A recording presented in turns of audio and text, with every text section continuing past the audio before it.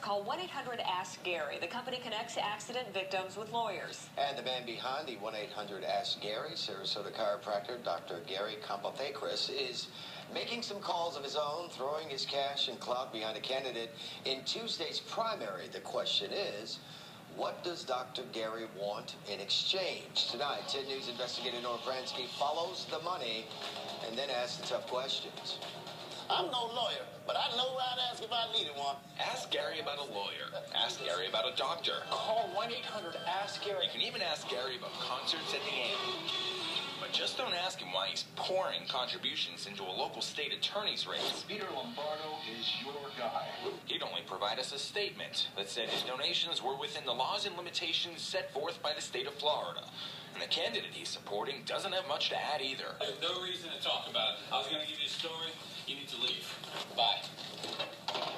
But to understand why Gary may be getting so involved now, you have to first understand his history with the state attorney's office. I've been in office now for 24 years, and this is probably the most pressure that we felt about a case. Retiring state attorney Earl Moreland said the man behind 1-800-ASK-GARY, Dr. Gary Campathecris, known as Dr. Gary, wanted criminal charges brought against a former employee turned whistleblower, Dr. Jeffrey Laufer. Laufer said in a deposition that 1-800-ASK-GARY was using questionable business tactics.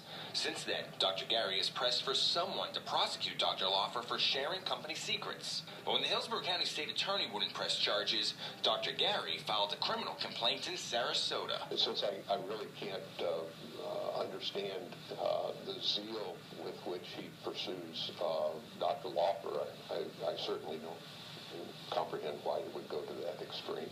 Ed Brodsky is an assistant state attorney in Sarasota, and he's campaigning to replace his retiring boss. He claims Dr. Gary made it known there would be a political price to pay if his office didn't file charges. I fully knew that Dr. Gary was going to hold me accountable for the decision. If a criminal prosecution was not initiated, my opponent would be very heavily funded. But the state attorney in Sarasota, just as in Hillsborough, found no crime had been committed. A few months later, Brodsky's poorly funded primary opponent, Peter Lombardo, received a windfall of financial support. A lifelong Republican. Peter Lombardo is your guy. Television ads and campaign mailers began blanketing the region, paid for by the Florida First PAC, a political action committee that received at least $150,000 from companies tied to Gary. Then Lombardo, who had just over $1,200 in his campaign account before Gary's businesses started writing checks, loaned his campaign more than $55,000 from family businesses for more ads.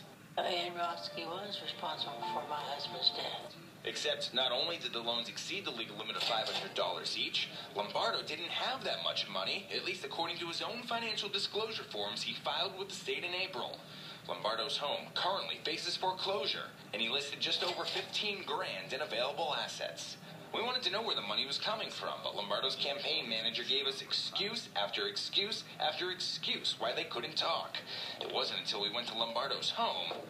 I've been trying to get in touch with Peter for 3 weeks now, and he hasn't returned my calls. That he agreed to sit down. But as soon as we asked about his campaign finance reporting, he kicked us out. What don't you want to address? You're running for a public office, and you don't want to talk about any of this? I am through giving free TV commercials for Ed Brodsky, and that's what you want to do. Bye. I'm only here to ask you about the mismanagement of your account. Dr. Gary refused multiple requests for an interview, too, sending a statement through his lawyer that read, "I support Peter Lombardo for state attorney because he is the best candidate in the race. Any donation I have made to the Lombardo campaign has been within the laws and limitations set forth by the state of Florida." But questions remain as to what Dr. Gary is expecting in return. At the very least, I think the public has a right to know, so when they're making their decisions, they know who's doing what and why. In Sarasota, Noah Pransky, 10 News. Now, Dr. Gary has a long history of donating to Republicans, including Mitt Romney, Rick Scott, and Charlie Crist, but he's also donated to a number of Democrats over the years. And the winner of Tuesday's state attorney primary will face Democrat John Turocco in November.